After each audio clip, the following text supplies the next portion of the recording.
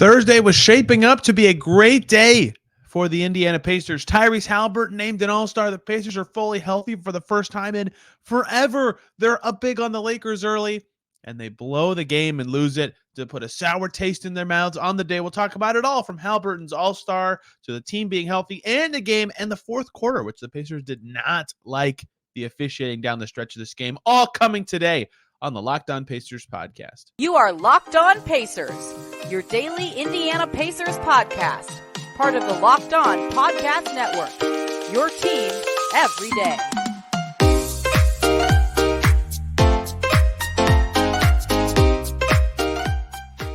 Welcome in to another edition of the Locked On Pacers podcast, where we, of course, talk about the Indiana Pacers. As always, my name's Tony East. I cover the team for Forbes and SI, and today we're diving into the Thursday that was for the Pacers. So much happened. Tyrese Haliburton, officially an NBA All-Star. We'll talk about that, what it means for the Pacers. Haliburton, their All-Star weekend is about to be busy. Of course, Pacers played the Lakers fully healthy for the first time in forever. Haliburton back. Daniel Tice back and played Daniel Tice minutes in this game. Talk about the game and the Pacers playing very well until the fourth quarter, where they completely fall apart. Anthony Davis and LeBron James do well. The Pacers do awful, and the Pacers hated that fourth quarter officiating. We got a lot to get to today. Pacers' perfect Thursday ruined by the game, but it started off really great for this Pacers team because the big news, Tyrese Haliburton is an Eastern Conference All-Star. Woohoo! I thought he had a pretty good shot, probably like 70, 80%, but I was not 100% sure. The East field is pretty good, but he was named an All-Star. It was actually pretty funny. We were all trying to watch TNT to figure it out in Media Row while the national anthem was playing, so we had to wait to see it, but it was announced right before the game. Tyrese Haliburton officially confirmed heading to Salt Lake City to be the Pacers' first All-Star of their new era, as Rick Carlisle has coined it. Just big picture, to trade Sabonis for an already All-Star, to start a new era and call this year one of whatever, retool, rebuild, whatever phrasing you want to use, and immediately have a dude who's good enough to make you good for already this year, really, although they are struggling now, obviously, and several seasons beyond. That is great news, big picture for the Pacers, that they have that dude already on their team. Tyrese Haliburton is a fantastic player and a deserving All-Star in this year's field. Obviously, he's still, according to the leaderboards that factor in, you have to have played a certain amount of time to be on the league leaderboards. He is still the only player in the Eastern Conference averaging 20 and 10. James Harden is also, but he hasn't played enough. Those are the only two guys in the league averaging the points, assists, double-double. So Haliburton's just been really special this year. Very few can pass like him. He's still leading the league in assists per game, again, until Harden hits the minutes threshold, because he's just fantastic at passing and setting guys up. And we'll get to the game in a second, but it was very obvious right away that where the Pacers missed him and that he can still do that stuff, right? He threw some crazy passes in this game, behind the back in transition, adding some flair with some spins, like all this stuff that's just brilliant. Throw your teammates open, make it happen. He had 26 and 12. They were +2 in his minutes in a loss, right? Like you can tell how good he is immediately, and he makes everybody else better. And a well-deserved All-Star appearance for Tyrese Haliburton. Very fitting that Sabonis also gets it in the West this year for the very, very good Sacramento Kings. So win-win, more evidence in the win-win trade category for the number of people who like talking about that. But yeah, Haliburton, very deserving statistically, of course. The rest of the Eastern Conference reserve field, if you did not see it, is Bam Adebayo from the Heat, Jaylen Brown from the Celtics, DeMar DeRozan from the Bulls, Joel Embiid from the Philadelphia 76ers, Julius Randle from the Knicks, and Drew Holiday from the Bucks. I was really hoping selfishly that Drew would make it because I think he's had an awesome season. Credit to everybody. The East field was so hard to pick because I thought James Harden would be in there instead of DeMar DeRozan. I already mentioned why with Harden, and apparently not playing pegged a lot of guys down. Anthony Davis didn't make it as well. Kawhi Leonard, Devin Booker. But DeMar DeRozan in over James Harden, I think that surprised me a little bit. And I thought Pascal Siakam was way more deserving than Julius Randle, but these are just my opinions. It doesn't matter. And it doesn't matter to you, the Pacers fan listener, because Tyrese Haliburton is in the Pacers player who was in that mix of all those guys who I think had a better case than most of them, is in fact in. So Tyrese Haliburton headed to Salt Lake City, and the Pacers now officially, because it was kind of tipped during presser day that Buddy Hield is confirmed doing the three-point contest, as Sky Agnes reported, the Pacers will have a participant in all 3 nights of All-Star Weekend. Friday night, Benedict Mather and Andrew Nembhard and Rising Star. Saturday night, at least Buddy Hield in the events doing the three-point contest. And then Sunday night with Tyrese Haliburton playing in All-Star. Haliburton offhand mentions that Buddy's going to be out there in Utah with him as well. So that is the first confirmation of that, actually asking Buddy Hield about doing the event and confirming it. So that's really fun for fans of the Pacers. That's, of course, fun for all those guys who get to go out there together. And it's a huge honor for Haliburton to be an All-Star, right? Given where his season started, where it is now, right? He starts the year, he says he wants to be more aggressive, but the Pacers kind of stink. And then he gets a little better and the team starts playing better.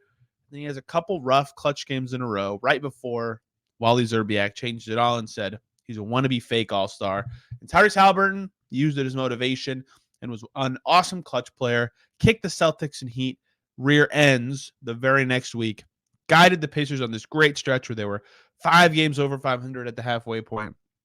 And he just looked completely unstoppable for that stretch. They were the best clutch team in the NBA for the better part of a month. He was special. And that those comments from Szczerbiak, to the extent that they do or don't matter in his case, certainly at least fueled him enough that he was a worthy candidate. And I thought this was, I talked about this a little bit on a segment, but I thought this was insightful as well from TJ McConnell. I was talking to a lot of the players before the game about Tyrese Haliburton's candidacy to be an All-Star. Obviously, that's the big story for the team heading into the game. And they knew, I think, Tyrese said he found out from Kevin Pritchard and Rick Carlisle before the game, or well before the game, not well before, but before the game. And so they already knew, but we're not supposed to know till 7. Either way, when I asked TJ McConnell, like, do you think he's worthy? Where would you put him, all that stuff? And McConnell said, when we talk about people belonging on the All-Star team, there's a lot of great players in this league, but, and this isn't a good thing, he gets hurt and we lose 10 out of 11 games. I think that proves how valuable he is to this team, and his numbers speak for themselves, right? The Pacers were really good. They were 6th in the East. They were 5 games over 500 after 41 games. They lose Tyrese Haliburton. They're now 11th in the East, way farther down. Completely miserable without him. They're 22-19 when he plays. They are, I can't do math, 2-10, excuse me, when he sits out. That tells the entire story. He's so valuable to this Pacers team. He's one of, if not the number one best passing guards in the NBA. He can score now. He knows when to be aggressive. He's a brilliant clutch player.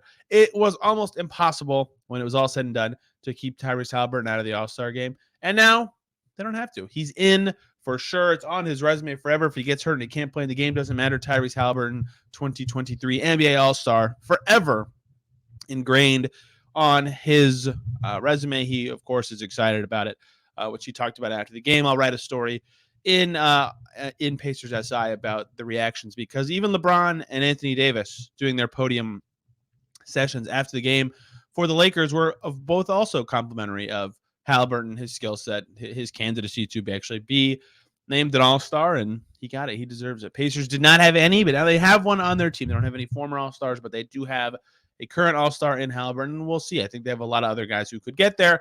Haliburton certainly looking like a guy who will have multiple trips to the All-Star game. And, of course, for the Pacers, this is meaningful because they host the All-Star game next year. Easier to promote the game when you have a guy on your team who is already at that level of play, well-deserving, and could be playing in the game in his home city the following season. So that's just all awesome for Haliburton, for the Pacers, for the city, that Tyrese Haliburton is officially a 2023 NBA All-Star. And that became an afterthought extremely quickly, because for the Pacers, who need to win a game desperately, Tyrese Haliburton was back and playing in a basketball game. He suits up against the LA Lakers. Played very well, but it wasn't enough. What happened in the game and the refs? We got to talk about the refs and what Haliburton said about the refs. My goodness. Lots of comments about the officiating in this game. We'll talk about the game at large and then the fourth quarter in the upcoming segments. Before we do that, though, let me talk to you guys about LinkedIn Jobs. As a small business owner or hiring manager,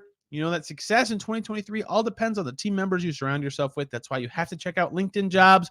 With LinkedIn Jobs, you can hire qualified candidates more efficiently by matching open roles with people who have the skills, values, and experiences to help you achieve your goals. LinkedIn Jobs helps you quickly attract qualified candidates to your open jobs with their targeting tools that go beyond resume data and use insights from your job post.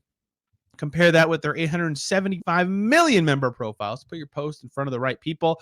You can identify the most qualified candidates on LinkedIn Jobs and connect with them fast and for free. LinkedIn Jobs makes it easy to screen and rate applicants based on your job qualifications all in one platform. It's why small businesses rate LinkedIn Jobs #1 in delivering quality hires versus leading competitors. LinkedIn Jobs helps you find the qualified candidates you want to talk to faster. Post your job for free at linkedin.com/LockedOnNBA. That's linkedin.com/LockedOnNBA to post your job for free. Terms and conditions apply. Thank you, as always, for making Locked On Pacers your first listen today and every single day. For your second listen, jump on over to Locked On Lakers, hear what the Kamenetsky twin brothers have to say about the Lakers side of this game. Lakers get a win that they really need. They need all the wins they can get. This game was really fun for all the reasons. Tyrese Haliburton being the all-star, Tyrese Haliburton playing and returning, LeBron on his quest for records, even though he passed Steve Nash and I forget who else, Mark Jackson actually, in assists earlier this week, and he wasn't close enough to the scoring record. A lot of people were still joking about it before the game. I jokingly asked Chris Denary, do you have a call prepared if LeBron James scores 90 points in this game to break the record? He obviously did not. He didn't even get close, but it was still really interesting to see just how it's all going down. He had 26 in this game. Look, it was really a lot of appeal for me in this game and for our fans, of course, before it even started, because Tyrese Haliburton, he's playing. He's back, right? First game for him in 3 weeks. He hasn't played since that Knicks game, hurting the knee and the elbow. He had a brace on his left elbow. He had the shooting sleeve moved to his right elbow for some balance there. Of course, that's huge news. What's he going to look like? How's that going to turn out? And Daniel Tice is available for the first time all season for the Pacers. What does he look like? Can he help this team at all? Will he even play? Will he be in the rotation? And he did. We'll talk about that in a little bit. But that was all very intriguing to me. I was looking forward to seeing how this game would go, how the Pacers would look. Could they get a win? Could they get back on track? And early, I was like, well, here's Tyrese Haliburton. Here's exactly what TJ McConnell was talking about, right? Go back to the first segment. TJ McConnell says, Tyrese Haliburton's all-star case is that we stunk the second he went out. Tyrese Haliburton returned, and right away the Pacers looked fantastic, kicking butt in the first quarter, getting their lead as high as 12 early in this game. Haliburton, 11 first quarter points. He took 8 shots in the first quarter. He was really trying to get back into the swing of things, two assists as well, and did a nice job with it. It wasn't like he was forcing it unusually. It just took the flow of the defense and did very, very well. And then he had 4 assists and 5 points in the second quarter. So he had 16 points and 6 assists at halftime. Miles Turner, one of the guys who has played okay without him, but one of the guys who is benefited by playing with him, all of a sudden looks great again, right? Like back to that level of, wow, this guy's, look, Turner's been good all year, of course, but he had 14 and 9 at halftime. He looked awesome as well. Playing with Haliburton really helps him. And I found it extremely poetic that after all this Miles Turner trade rumors for years and years, he finally gets this extension, $60 million, and his first game is against the Lakers, of course. He was really great in the first half. And then Aaron Nesmith, who, I talked about this a lot with Buddy Hield, and guys who need Tyrese Haliburton, they play better with him because they're a good off-ball mover. He finds them in the right spot, whatever. Buddy Hield was the headline of that, who had some up and down games in Haliburton's absence. But Nesmith is a guy who his efficiency numbers are way better when Haliburton's on the court, right? So he really benefited from having Tyrese out there. He had 15 points at halftime. You don't expect that many from Aaron Nesmith in a full game. He had that at the half. So the Pacers looked really good early in this game. Miles Turner was a plus 25 at halftime. They were rolling. They looked really good. They looked more connected. And this was the first. They have to have inactive players. But in theory, all 17 guys, including 2As, were healthy and available for this game. Someone replied to me on Twitter and said, when's the last time that happened for this Pacers team? That's a great question, because TJ Warren was out all of last year for this team. And Brogdon was hurt, and Oladipo was hurt. Maybe at the very beginning of 2020, or excuse me, the very end of 2020, or like the bubble or the end of but it has to be at least almost 3 years ago that the Pacers had a completely clean injury report. Everybody ready to go. So the Pacers do really well in the first half. They had some down guys and moments. Daniel Tice did debut and play in the first half. He was definitely on a minute restriction. He only played 7 minutes and 15 seconds, all of which came in the first half. Pacers got smoked in his minutes. He had 0 any stat. He was over 2 from the field. His only stat was a foul. If this is happening after the trade deadline, that Tice is playing over all 3 Pacers young bigs, Batadze, Smith, and Jackson, I will do a full segment on that because I do not think that's the right choice at all for this Pacers team that's thinking long term. Prior to the trade deadline, it's in a week. It's a week after this game. Whatever. You can understand the difference in that timing and what it means for the future of any Pacers big man. To be completely honest, but Tice did debut. It was fun to see him out there. His defense is certainly farther ahead than his offense with this team right now. I think he's a little better in slower paced offenses, but he'll adjust. We'll see. It's the first game. I don't want to look into it. I just want to talk about it because he did in fact play for the first time. So all this is going on. Matherin has a nice first half, shooting 40%. TJ McConnell has 7 points and 4 assists at the break. Pacers look great. So how did they lose? They lost if you're listening to this. They lost by 1. The third quarter wasn't even the problem. They only lost that frame by 1 point, 30-29. They're double digits going into the fourth quarter. Truly, packaged all together, the first 3 quarters were really good. They looked like the Pacers team that was playing before Haliburton's injury happened, right? Even in the third, that's when this team has in the past had crappy quarters, right? 7 points from Haliburton, 6 points from Nesmith, 4 points from Buddy Hield, right? They still get 29 up despite their defense stumbling. Like, they looked really good. They looked like the Pacers of old. And then in the fourth, I have no idea who that team was. That was one of the worst fourth quarters, in terms of style that the Pacers have had in a while. Their results were okay. 15 points is not okay. They were not. Their results were bad. It wasn't their worst fourth. I think they had 10 points against Miami in the fourth in one of these games, maybe 11. Right? It wasn't their worst fourth quarter. It was really rough though. 15 fourth quarter points for the Pacers. They were 6 of 22 from the field. Their bench was 1 for 9. So their non-bench players were 5 for 14. That's still not good. Tyrese Haliburton in the fourth quarter was 1 for 6. He went on the podium after the game and said that himself. He said, I was bad in the fourth quarter of this game, right? He's very good at taking accountability. He was not good in the fourth quarter of this game. He's right. He was not making his shots. Yes, he had 3 assists. He also had 2 turnovers. He was a -9. Not a good fourth quarter for Tyrese Haliburton. The rest of the Pacer starters did fine, right? They were combined 4 for 7 and making plays. Miles Turner had a good quarter, all that sort of stuff, but it didn't matter. They didn't get enough from the guys who had the ball more often. Their bench was brutal. And so the Pacers offense looks atrocious, right? They go 6 of 22 from the field. They go exactly half of that, 3 of 11 from deep. And I can't explain why or what led to this being the case for the Pacers, but they just really started settling for jumpers. You can pull up their shot from this fourth quarter. They took 4 shots truly in the paint. They took one kind of on that left strip, and they took 1 free throw line jumper, and everything else was for sure, no doubt, outside the paint. So if you're generous with those 2 shots, they took 6 shots in the paint and 16 shots out of the paint. They were getting, again, half their shots up from 3. Again, I didn't like if you watch the game back, none of them feel egregious in the moment, but the snowball effect of each one missing and feeling like they're settling.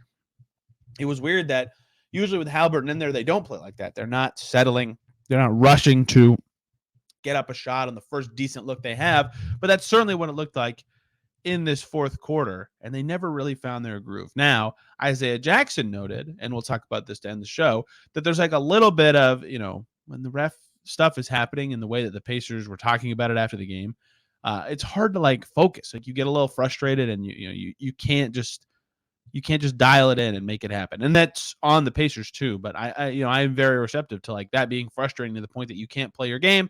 And so the Pacers fourth quarter ends with 15 points on that terrible shooting number. They had 9 fouls. The Lakers had 3 fouls. The Pacers had 4 turnovers. The Lakers had 3 turnovers. You can cut up a million stats and say this is or isn't why the Pacers lost the fourth quarter. Either way, they did. They lost it horribly. They looked completely awful on offense. I don't know what happened. I don't know why they looked so disconnected. I don't know why they were settling so much. Some of it is, again, I think frustrations. Like you start to miss a lot and you think, I've got to break us out of this. I'll make this. And you just don't. And you don't take the right shot anymore. You rush it. Defensively, they were fine. They only allowed 29 in the quarter. LeBron and AD had 15 themselves to tie them up, but it was too late. Pacers lose 112-111. They get ahead and behind a bunch. late in this game, and they get a final shot from Buddy Hield for the win, but he was stuck in the corner, double teamed. It was either shoot or throw a horribly hard pass. Throwing it into the corner was also part of the problem there, but they're also inbounding from the corner. A lot of grace you can give and a lot of blame you can give on those moments. But either way, the Pacers did not have enough in this game, and they should have. They played really well for the first three quarters, and to the point that I thought they were going to win by 10 plus at that point. The positive energy in Gamebridge was so high between the All-Star announcement and everybody playing.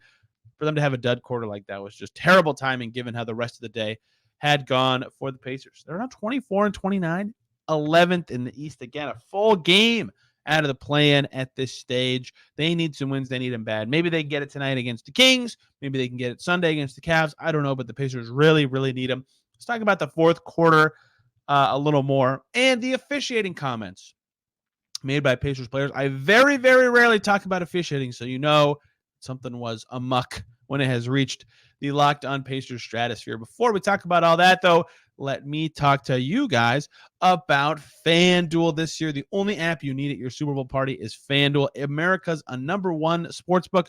We're really excited about our new sports betting partner for Locked On because they're the #1 sportsbook in America. It's FanDuel, and if you're new to FanDuel, that's even better. They have so many great features that make betting on sports fun and easy. Download the FanDuel app so you can bet Super Bowl 57 with a no-sweat first bet. You'll get up to $3,000 in bonus bets. If your first bet doesn't win, FanDuel lets you bet on everything from the money line to point spreads to who will score a touchdown like Jalen Hurts or Patrick Mahomes. The FanDuel Sportsbook app is safe, secure, and super easy to use. Best of all, you can get paid your winnings instantly. So join FanDuel today at FanDuel.com/LockedOn to claim your no-sweat first bet on Super Bowl 57.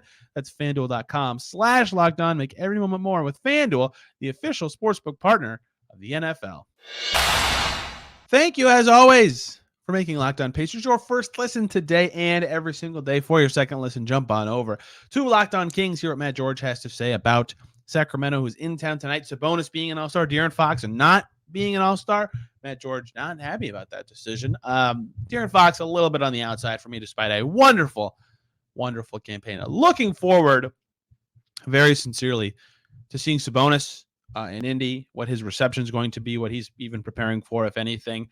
He's already played against the Pacers. He had the benefit of playing them in his house first, the benefit that Tyrese Haliburton and Buddy Hield did not. But we'll see if this game means any more for those guys, what kind of reception Sabonis gets. I'm sure there'll be a tribute video, all sorts of fun stuff. We'll cover it all on Monday after it actually happens.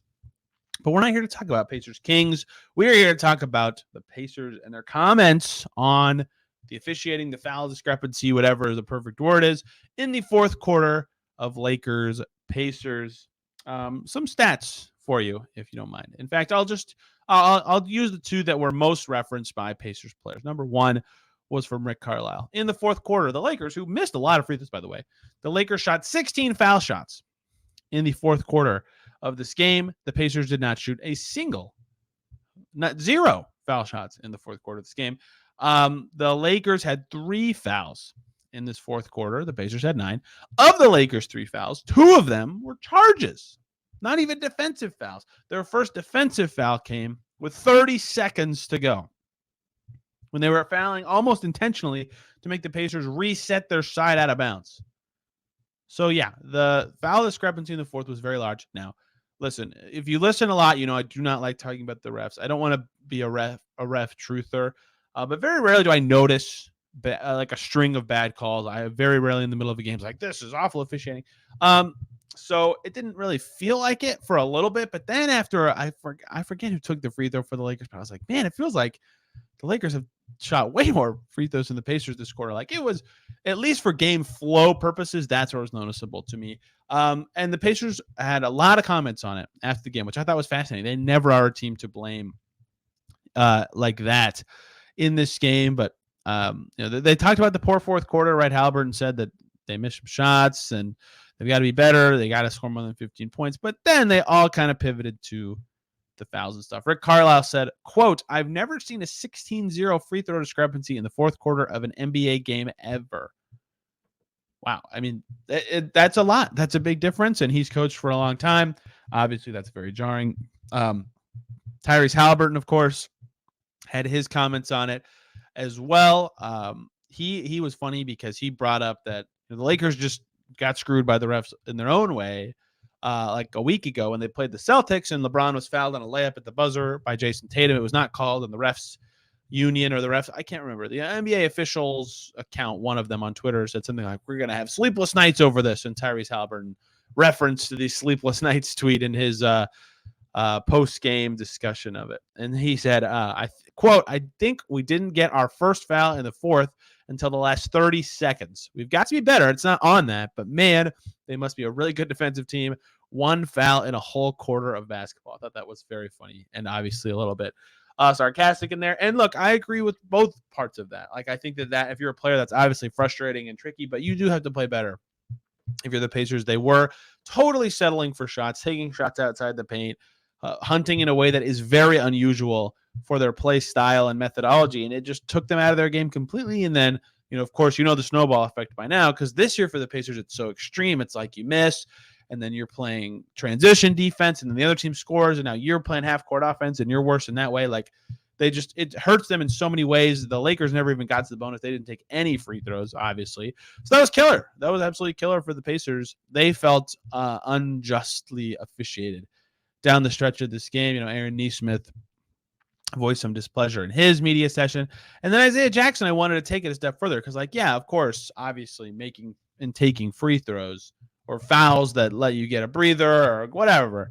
There's a million reasons that fouls can change the game in or out of a team's favor, but all these players were saying they still should have won. So I asked Isaiah Jackson, hey, is it hard to like play your game and focus and such when you're frustrated about all these things going on with the officials? Like, to me, that would be the hardest part of it all, is just to be like, oh, what do we do? And Isaiah Jackson's like, yeah, it's hard to stay in a game when stuff isn't going your way, the calls and stuff, right? That's exactly what he said. So clearly some frustration from the Pacers on that front, and it doesn't matter. The game is over.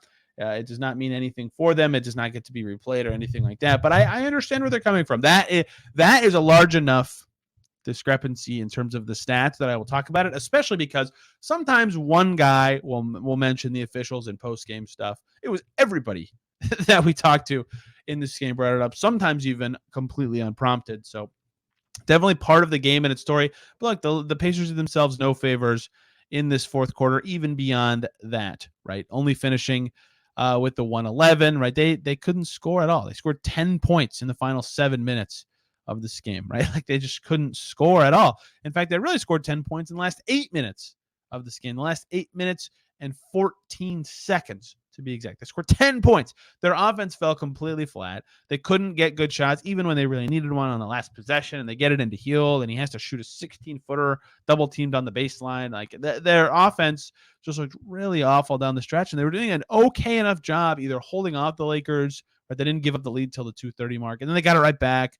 Then they lost, and they got it right back again, right? Like, they were doing a good job going toe-to-toe with this team. They were still winning with under a minute to go, despite all these referee complaints that they noted. But they, it was impossible for them to overcome it, and they lost. They lost the game. It's certainly having more free throws is preferable to not, and I get why the Pacers are upset about it. I don't know that I have like a take about it. It's just a sucky thing if you're one of the players on the Pacers who felt like you were unjustly officiated. And if you feel like it, it's going to affect your play, right? I think that is, I guess, my takeaway is that even beyond just the benefits of free throws versus not free throws or a guy fouling out or whatever, just like being able to focus and play your game, having that taken away from you can be very, very hard to get back. But either way, Pacers lose 24-29, 11th in the East, and they'll try again tonight against the Sacramento Kings. Always going to be fun to watch the Kings play, although without De'Aaron Fox, it will be a little bit different. We'll, of course, break that game down and much more about the Pacers come Monday. We'll be talking Kings. We'll be talking Cavs. We'll be talking how Haliburton's playing. We'll be talking Daniel Tice, who's playing now. If he's worthy of a full segment, what does he look like? How does he help this team? There's so much going on with the Pacers. LeBron just complimented their all-star player. I mean, there's a lot to discuss in Pacerland right now, and we'll have it all for you here on the Locked On Pacers podcast and at Pacers SI and Forbes Sports. So please check it out. Consume content about this very fun team despite their brutal, brutal skid. Thank you guys so much for listening. Hope you have a fantastic weekend. We will see you soon.